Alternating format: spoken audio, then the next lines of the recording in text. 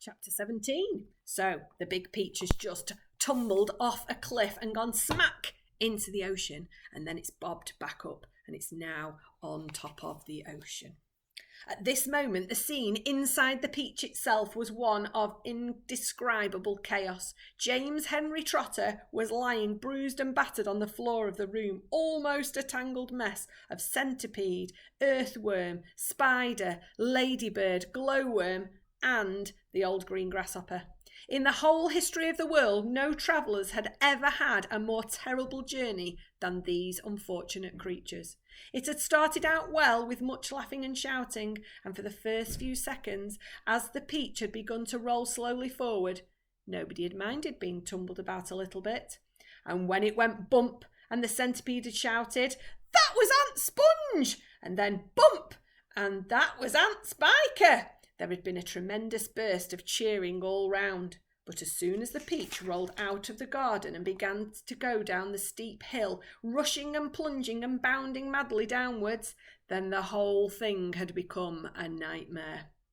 James found himself being flung up against the ceiling, then back onto the floor, then sideways against the wall, then up to the ceiling again, and down again, and back again, and backwards and forwards and round at the same time. All the creatures were flying through the air in every direction, and so were the chairs, and the sofa, not to mention the 42 boots belonging to the centipede. Everything and all of them were being rattled around like peas inside an enormous rattle that was being rattled by a mad giant who refused to stop. To make it worse, something went wrong with the glowworm's lighting system, and the room was in pitch darkness. There were screams and yells and curses and cries of pain, and everything kept going round and round. And once James made a frantic grab at some thick bars sticking out from the wall, only to find that they were a couple of the centipede's legs. "Let go, you idiot!" shouted the centipede, kicking himself free, and James was promptly flung across the room into the old green grasshopper's horny lap. Twice he got tangled up in Miss Spider's legs. Ooh, a horrible business. And towards the end, the poor earthworm, who was cracking himself like a whip every time he flew through the air from one side of the room to the other, coiled himself around James's body in a panic and refused to unwind. Oh, it was a frantic and terrible trip, but it was all over now, and the room was suddenly very still and very quiet. See if you can see which creatures there are in there.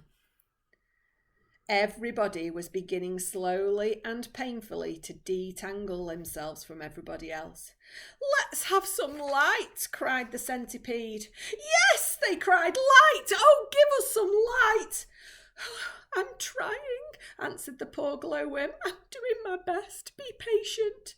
They all waited in silence. Then a faint greenish light began to glow and glimmer out of the glowworm's tail, and this gradually became stronger and stronger until it was anyway enough to see by. "Whew, some great journey," the centipede said, limping across the room. "I shall never be the same again," murmured the earthworm. "Nor I," the ladybird said. "It's taken years off my life." "Oh, but my dear friends," cried the old green grasshopper, trying to be cheerful, "we are there." "Where?" they asked. Where is there?" "I don't know," said the old green grasshopper, "but I'll bet it's somewhere good." "We're probably at the bottom of a coal mine," said the earthworm gloomily. "We certainly went down, and very suddenly, at the last minute, I felt it in my stomach. Oh, I still feel it." "Perhaps we're in the middle of a beautiful country full of songs and music," the old green grasshopper said. "Oh, near the seashore," said James eagerly, "with lots of children on the sand playing." "Pardon me," murmured the ladybird, turning a trifle pale, "but am I wrong in thinking that we seem to be bobbing up and down?" "Bobbing up and down?" they cried. "What on earth do you mean?" "You're still giddy from the journey," the old green grasshopper told her. "You'll get over it in a minute. Is everybody ready to go upstairs now and take a look around? Yes, yes, they chorused. Come on, let's go. I refuse to show myself out of doors in my bare feet, said the centipede.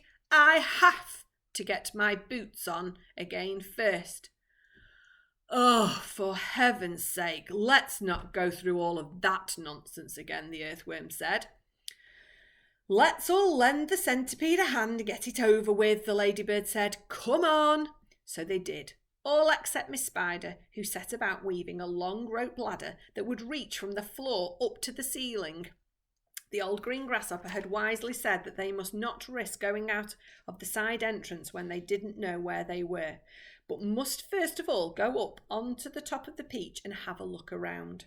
So half an hour later, when the rope ladder had been finished and hung, and the 42nd boot had been laced neatly onto the centipede's 42nd foot, they were all ready to go out. Amidst mounting excitement and shouts of, "Here we go, boys, the promised land! I can't wait to see it!" the whole company climbed up the ladder one by one and disappeared into a dark, soggy tunnel in the ceiling that went steeply, almost vertically upward. And we'll leave it there for today.